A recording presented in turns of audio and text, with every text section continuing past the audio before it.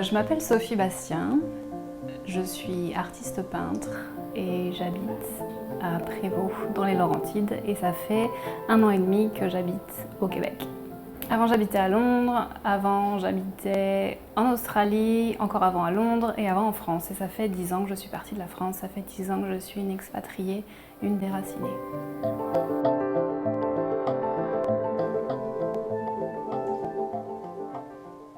Alors, déraciné, d'après le dictionnaire, c'est une personne qui a quitté son milieu d'origine, son pays, son environnement. Et j'ai l'impression d'être un peu comme une fleur, comme une orchidée. C'est vraiment le côté la fleur qu'on prend avec ses racines, qu'on emmène quelque part et elle arrive à fleurir en fait.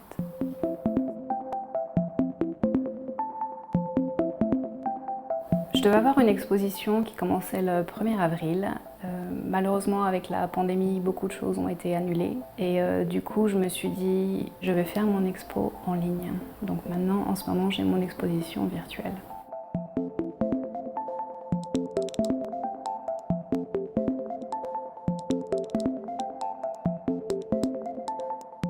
Je présente 8 personnes qui sont déracinées et chacune d'elles représente un sentiment que les gens peuvent avoir quand ils sont expatriés en fait.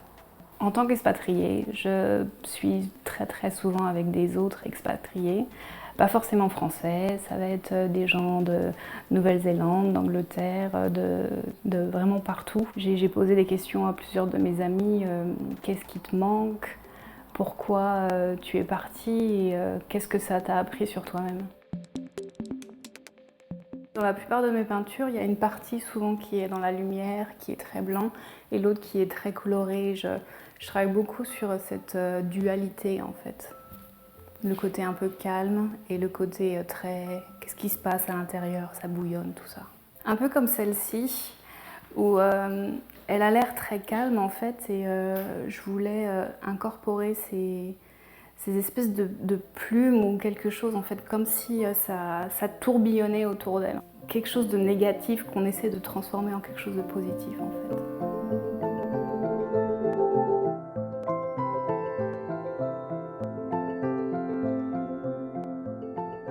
Quand j'ai commencé à peindre, je faisais vraiment des choses très petites, c'était très minutieux, il fallait vraiment que tout soit parfait et au fil du temps, j'ai voulu vraiment me focaliser sur les émotions plutôt qu'une personne qui serait perdue dans un grand format en montrant son corps ou quelque chose et je voulais vraiment faire un peu portrait comme au cinéma, quoi, portrait psychologique.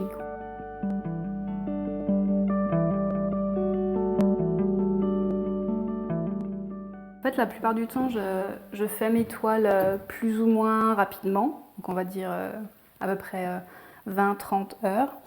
Et après, il y a un moment donné où je suis bloquée, j'ai vraiment du mal à les finir, donc j'en ai plusieurs que je fais en même temps, en fait, constamment.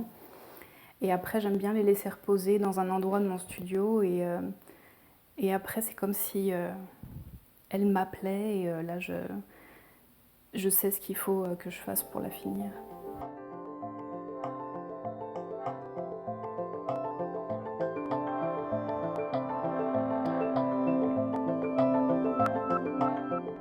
Je peins beaucoup de femmes parce que je pense que, en fait, finalement, je peins toujours moi-même. C'est un peu à chaque fois que je fais un portrait, je me peins moi-même, puisque c'est vraiment mon émotion, c'est une partie de moi que je mets dedans et je pense que je m'y identifie plus, donc c'est vrai que je ne peins pas d'hommes.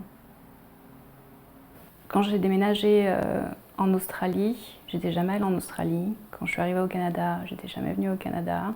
Je suis plus forte que ce que je pensais et je peux m'adapter n'importe où. Et si ça se passe pas bien, je peux toujours rentrer au bercail.